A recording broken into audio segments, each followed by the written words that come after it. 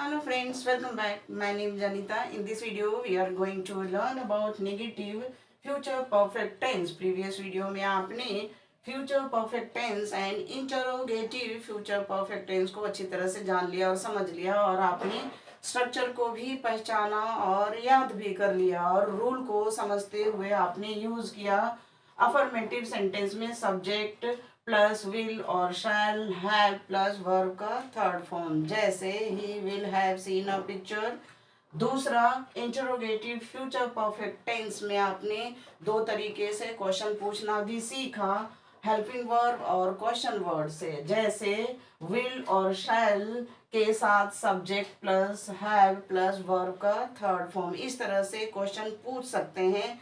Will you have married, क्या आपकी शादी हो चुकी होगी, या फिर will she have seen a picture, क्या वह पिक्चर देख चुकी होगी। अब आपने क्वेश्चन पूछा है तो आंसर देने का तरीका की जानकारी भी तो होनी चाहिए। कोई भी क्वेश्चन का आंसर दो तरीके से दिया जाता है, पॉजिटिव एंड नेगेटिव। अगर कोई भी काम करना हो या कोई भी कार्य करने को तैयार है तो पॉजिटिव आंसर देते हैं, और कोई भी काम को आप बिल्कुल तैयार नहीं है तो बिल्कुल नकार देते हैं, और नकारने के लिए आप नहीं कहते हैं, जिसे इंग्लिश में हम नॉट। और नहीं और नॉट ये नेगेटिव वर्ड है। जब नॉट को हम सेंटेंस में यूज करते हैं तो नेगेटिव सेंटेंस कहलाता है, और फ्यूचर परफेक्ट टेंस में जब नॉट का प्रयोग करते हैं तो हम नेगेटिव फ्यूचर परफेक्ट टेंस कहते हैं। तो आइए मैं आपको स्ट्रक्चर को समझाती हूँ डिटेल से नेगेटिव फ्यूचर परफेक्ट टेंस के। सबसे पहले सब्जेक्ट, सब्जेक्ट के बाद विल और शैल के जस्ट बाद नॉट यूज किया जाता है।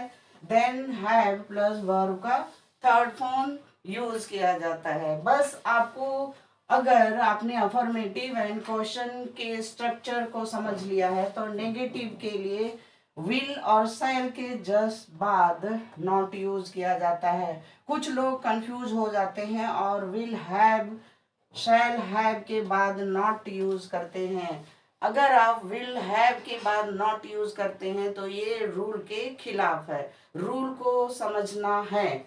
जैसे आपने अफर्मेटिव में सब्जेक्ट के बाद विल हैव शैल हैव दो हेल्पिंग वर्ब के वर्ड यूज किया।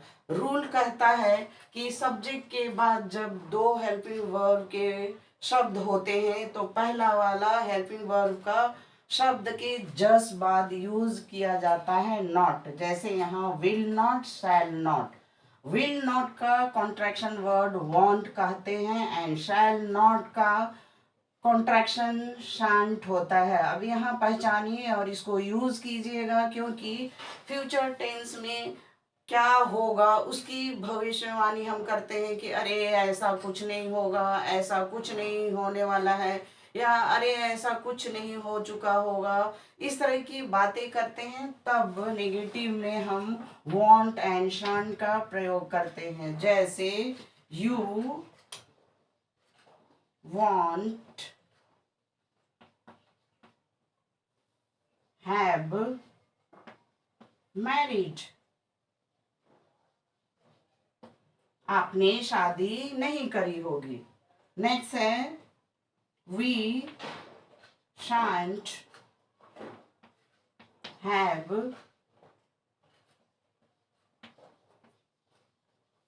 seen a picture। यहाँ we shan't have seen a picture, हमने पिक्चर नहीं देखी होगी। Next he won't have danced on the stage, उसने स्टेज पर डांस नहीं किया होगा। Next I shan't have